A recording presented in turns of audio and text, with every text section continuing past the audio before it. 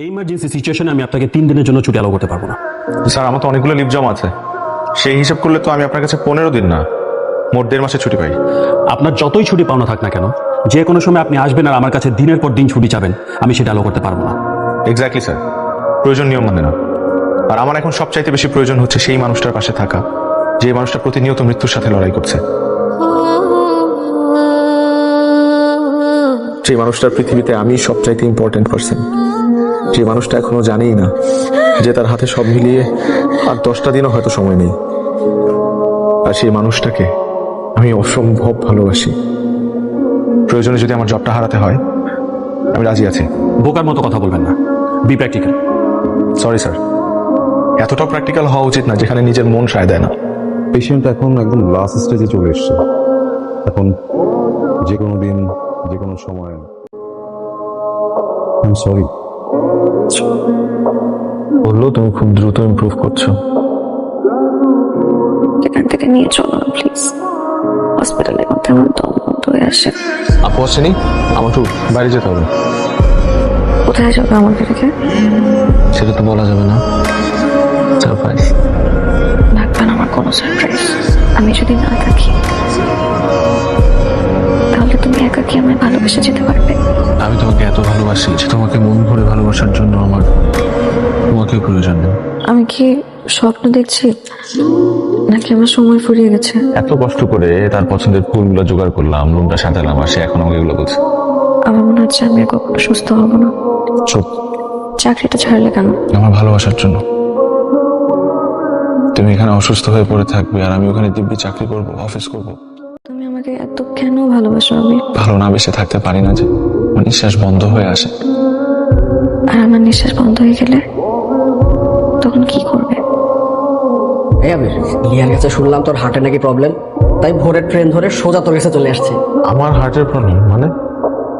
নীলিমা তো তোর হার্টে, মানুষটাকে যে পরিমাণ ভালোবাসিস তুই, তোর হার্ট কাজ না করলেও চলবে, কিন্তু নীলিমাকে তো তোর লাগবেই না। আগে ওর সাথে দেখা দিবি। দেখো কে আসছে, চিনতে পেরেছো? কিনবো না। আপনাকে একবার দেখলে কি ভোলার উপায় আছে? এতক্ষণ কোথায় ছিলেন? বদলায় গা ঢাকা দিছিলাম, চাকরি বাকরি কিছু ঢুকলো না, পরে গ্রামের বাড়ি চলে গেলাম। সেখানে গিয়ে অবস্থা চাষবাসের কাজ শুরু করে দিই। অবস্থা এখন বলবো না, কিন্তু তোমার অবস্থা তো ভালো দেখতেছি না বোন। বোন কোনো নোটিশ ছাড়া ডিরেক্ট বেড়ে পড়ে গেলা? হাসেন না ভাইয়া, হাসতে কষ্ট করে। হাসি হলো পৃথিবীর সব থেকে মহা ওষুধ। হাসো হাসো, মন খুলে হাসো। পুরনো ওষুধগুলো শেষ হয়ে গেছে, নতুন ওষুধ লাগবে। তাহলে এই শোন, আমি নিচে যাই, ওষুধ নিয়েছি, দেখি একটু রেস্ট নিবি? রেস্ট নেওয়ার জন্য আসছি, চল। একেবারে লাস্ট স্টেজে এসেই জানতে পারলি নীলিমা কি এর আগে কিছুই টের পায় নাই? পেয়েছিল কিন্তু কাউকে কিছু জানায়নি। লিউকেমিয়ার সেকেন্ড স্টেজে এসে ডক্টর বলেছিল কেমো দিতে হবে আর বোন ম্যারো ট্রান্সপ্লান্ট করতে হবে, কিন্তু খরচের কথা চিন্তা করে হয়তো বা ব্যাপারটা চেপে গেছে। এটা কোনো কথা? এত বড় একটা অসুখে এভাবে চেপে যায়? ও তো এমনই, ওর বাবা মারা যাওয়ার পর ফুল ফ্যামিলি নিয়ে এখন দুলাভাই আর বোনের সাথে থাকে। এত খরচের একটা ধাক্কা ও আসলে বার্ডেন হয়ে থাকতে চায়নি ফ্যামিলির উপর। আমাকেও কিছু জানায় নাই, জানালে হয়তো সহজে ওকে যেতে দিতাম না। আমি বোন ম্যারো ট্রান্সপ্লান্ট করে এখন কিছু হবে না? যদি বিদেশ নিয়ে যাই? এখন আর কিছুই হবে না, ওর সারা শরীরে ক্যান্সারের জীবাণু ছড়িয়ে গেছে, এমনকি ব্রেনেও। এখনো সময় আছে আমাদের হাতে। আমরা ওর প্রত্যেকটা মুহূর্ত, প্রত্যেকটা সেকেন্ড এমন প্রাণবন্ত করে তুলবো যেন আমার বোনটা হাসি মুখে বিদায় নিতে পারে। হ্যাঁ, এগুলো রাখ। টাকা দিয়ে এখন আর কি হবে? ওকে তো আর ফেরানো যাবে। তুই তো জানিস আমার নিজের কোনো বোন নাই। নীলিমাকে আমার বোন মানছিলাম। এই টাকাগুলো শেষ হাসির জন্য। এখন থেকে ওর যা যা ইচ্ছা, যা যা পছন্দ সবকিছু এনে ওর সামনে হাজির করবো। আবির, ওর উইশ বুকটা কোথায় রে? আছে এখনো? আচ্ছা, তোমার সাথে চল, সময় নষ্ট করা যাবে না, চল। আম্মা, কানের কাছে বসে ফটফট করে কাঁদবে না তো? যদি বাথরুমে পাগল হয়ে যাচ্ছি। আন্টি, দেখেন আপনাকে আমি অনেকবার বলেছি আন্টি, কান্নাকাটি করা যাবে না। কষ্ট আমাদের সবারই হচ্ছে, কষ্টটাকে চেপে আমরা ওর সামনে হাসি মুখে থাকি। নীলিমাকে তো আইপিএ আমার দেওয়া দরকার, যেই সুন্দর ছবি তুলছে। আস্তে আস্তে আস্তে আস্তে। আবির, প্রতিটা মিনিট পার হচ্ছে আর মনে হচ্ছে জীবন থেকে কি যেন দায়ী হয়ে যাচ্ছে। মা কোথায়? কি চাচ্ছেন? সবাই মিলে হাসপাতালে ভর্তি হয়ে যাবেন সিরিয়ালি? তাহলে ঠিক আছে, আমাদেরকেও বলে দেন। আমরা না খেয়ে থাকি, খাওয়া দাওয়া সবকিছু বন্ধ করে দিই। যাও নীল, অনেকক্ষণ একা আছে, যাও আমি দেখছি।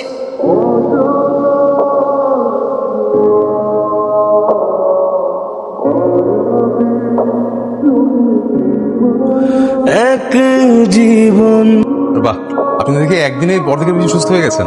আমাকে সত্যি করে একটা কথা বলবেন? ডক্টরদের কাজ সত্য নেই। আমাকে কি সারিয়ে তোলা সম্ভব ডক্টর? আমি আবিরকে ছেড়ে, আমার ফ্যামিলিকে ছেড়ে কোথাও যেতে চাই না। দেখুন নীলিমা, আবির সাহেব যে আপনাকে কতটা ভালোবাসে তা আমরা এখন বুঝতে পারি। এখন আমার কথা হচ্ছে, আপনি মেন্টালি যত স্ট্রং থাকতে পারবেন তত দ্রুত ফিজিক্যালি রিকভার করবেন। আপনি সত্যি বলছেন? বিশ্বাসটা নিজের উপর রাখুন। পৃথিবীটা ছেঁচড়া আর চামারে ভরে গেছে, সামান্য একটা জিনিস নিয়েও ছোট লোকেপনা করে। আসলে কোনো সমস্যা হয়েছে নাকি লেট করার জন্য বাহানা করছো? আরে তুমিও তো দেখে একটা ছোট লোক। ছোট লোক প্রেমিক? কি হয়েছে তা জানতে না চেয়ে আছো খোঁচাখুচির তালে। এমন কি নিউজ যেটার কারণে দিন দুনিয়া প্রেমিককে ফেলে তোমার এখানে দৌড়াদৌড়ি করতে হলো?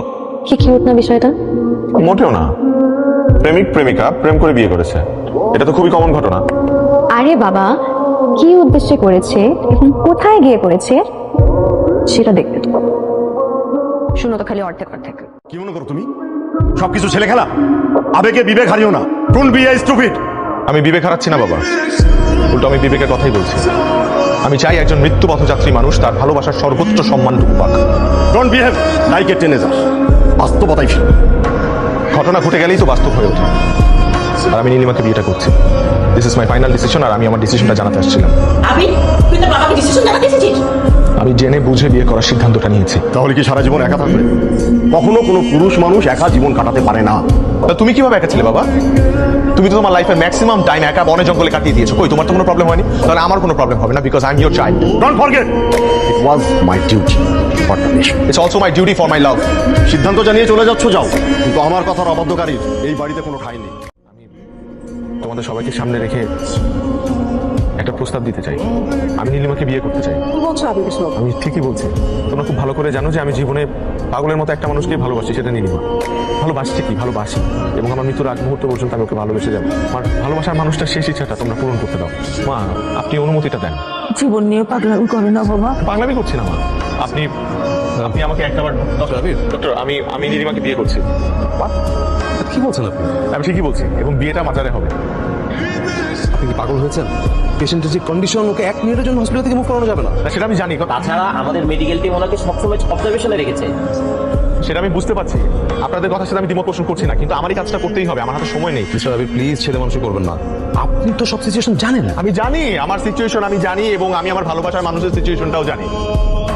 ডক্টর প্লিজ, আপনার আমাকে এই সুযোগটা করে দিতে হবে। I am sorry. না না, আপনি নিজেই তো বলেছেন, আমাকে বলেছেন না যে ওকে স্পেশাল ফিল করাতে, ওকে সবসময় মেন্টাল সাপোর্ট দিতে, ওকে হ্যাপি রাখতে। আমি দিচ্ছি তো, বিশ্বাস করেন। আমি যদি এই পাগলামিটা করি, ও সবচাইতে বেশি হ্যাপি হবে। ঠিক আছে, বাট দেখুন, আমি আপনাদের ইমোশনটা বুঝতে পারছি। আমরা যদি পুরো মেডিকেল সাপোর্টটা সাথে করে নিয়ে যাই?